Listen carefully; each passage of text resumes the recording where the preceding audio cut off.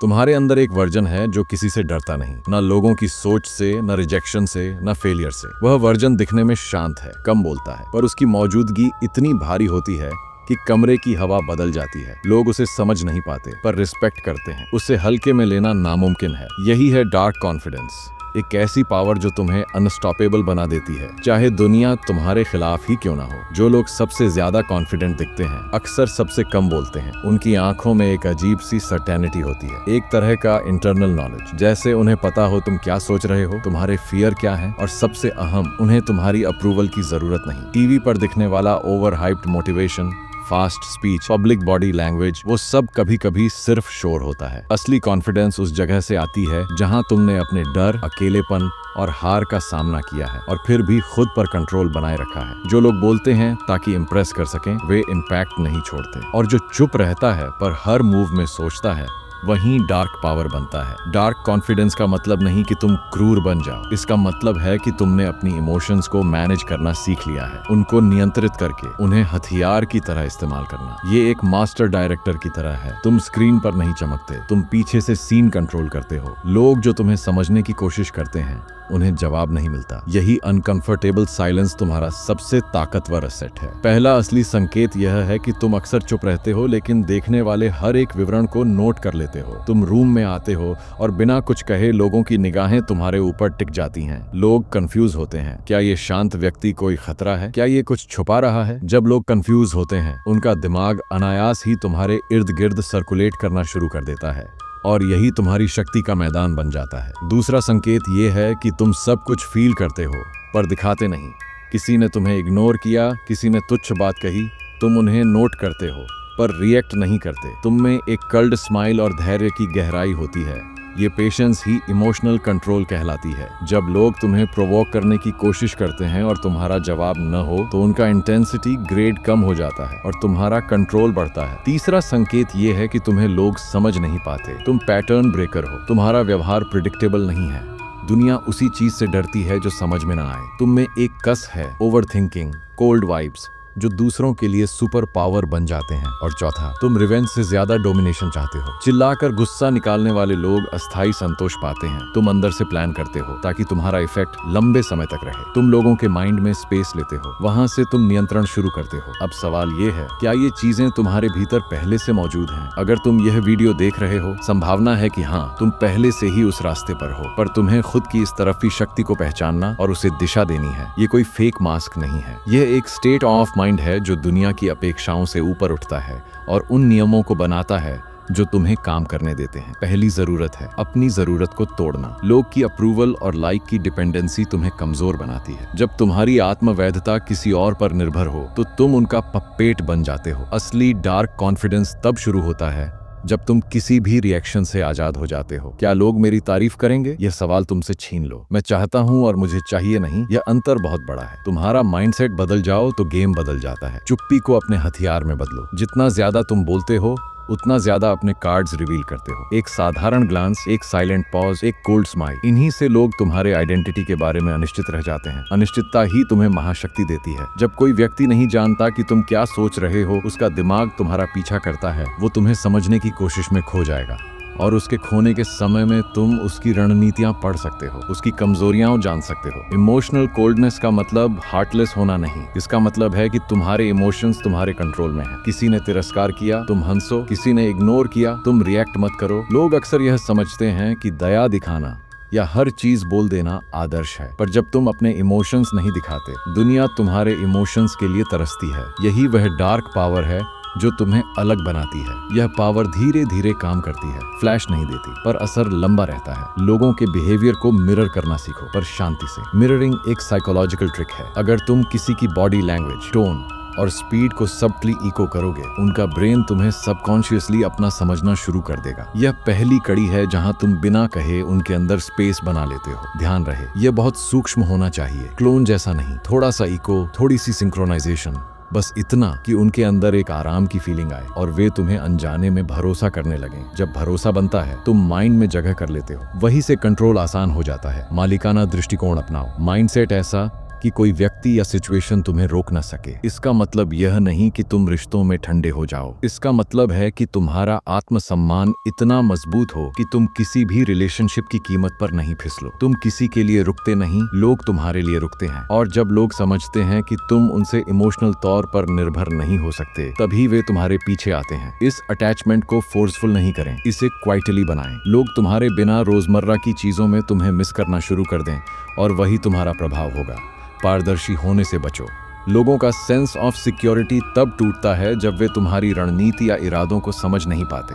इसीलिए एक shadow version बनाओ, एक साइलेंट पर्सनालिटी जो सामने वाले को टेस्ट करती है, हैंडल करती है और धीरे धीरे उनके मास्क उतार देती है। शो दे टेक मत। जब कोई चीज मांगने की नहीं लगती, लोग उसे देने के लिए मरते हैं। यहाँ पर एक खतरनाक सच्चाई है, जो चीज हमेशा उपलब्ध नहीं होती वही सबको चाहिए लगती है। तुम्हें अपने रिस्पॉन्सिबिलिटी के सेंट्रल कंट्रोल के रूप में रहना होगा। मिलाओ पर सीमित मात्रा में, जवाब दो पर अपने शर्तों पर। तुम्हारी प्रैक्टिस का असली मैदान रोजमर्रा की बातों में है, सड़क पर, मीटिंग में, रिश्तों में। हर जगह तुम्हें अपनी एबिलिटी आजमाने का मौका मिलता है। रोज थोड़ी देर ऐसी सिचुएशंस बनाओ जहां तुम केवल ऑब्जर्व करके निर्णय लेते हो। छोटी छोटी प्रैक्टिस जैसे कि किसी बातचीत में जानबूझकर एक साइलेंट पॉज रखना, किसी की बात को रिफ्रेम करने के बजाय उसके शब्दों के बीच के अर्थ को समझना, या किसी को उसी के स्टेप्स के जरिए मिरर करना। इन सब का असर इकट्ठा होकर बड़ा बनता है। ध्यान रखो, डार्क कॉन्फिडेंस की ताकत असल में दीर्घकालिक होती है, तात्कालिक प्रदर्शन में नहीं। अगर तुम किसी को तुरंत प्रभाव से दबाना चाहते हो, वो असल में बस धमकी जैसा लगेगा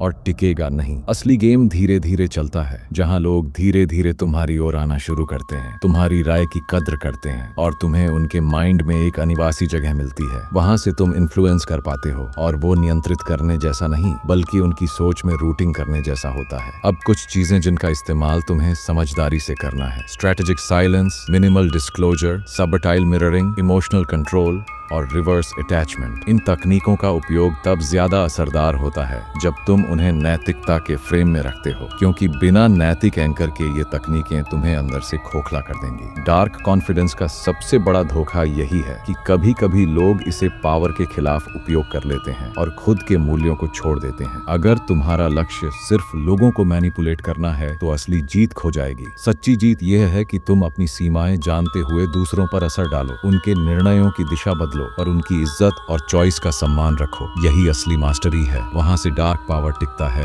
और तुम्हारी आत्मा भी सुरक्षित रहती है। कभी कभी तुम्हें खुद को समझाना होगा कि इस पावर का उपयोग किस लिए कर रहे हो। क्या तुम अपनी सुरक्षा के लिए इसका इस्तेमाल कर रहे हो? क्या तुम अपनी परियोजनाओं और लक्ष्यों को हासिल करने के लिए मानसिक कंट्रोल स्टेट बनाना चाहते हो, या तुम किसी की कमजोरी का फायदा उठाकर खुद को ऊपर उठाना चाहते हो? जवाब ईमानदारी से दो, क्योंकि जवाब ही तुम्हारे नेक्स्ट मूव को निर्धारित करेगा। जब तुम इस पथ पर गहराई से चलते हो, एक अनचाही चीज हो सकती है तुम्हारे आसपास के लोगों में दूरी। कुछ लोग तुम्हें मिसअंडरस्टैंड करेंगे, कुछ तुम्हें खतरनाक मान लेंगे। यह स्वाभाविक है, पर इसका मतलब यह नहीं कि तुम अपने व्यवहार को छोड़ दो। इसका मतलब है कि तुम्हें अपनी सर्किल को रिफाइन करना होगा। लोगों में से उनको चुनना होगा जो तुम्हारी गंभीरता समझते हैं और जो तुम्हारी प्रैक्टिस को अनदेखा नहीं करते। तुम हर किसी के लिए नहीं बने हो, तुम विशिष्ट प्रभाव पैदा करने वालों में हो, और यह अंतर तुम्हें और भी मजबूत बनाता है। याद करो योहान का किस्सा, जो बाहरी तौर पर सबसे चार्मिंग और पोलाइट था, पर अंदर से एक मास्टरमाइंड था। वह मुस्कुराता, रिस्पेक्ट देता, पर हर इंसान को पढ़ लेता। किसी भी तरह की ब्रूट फोर्स के बिना उसकी डार्क कॉन्फिडेंस ने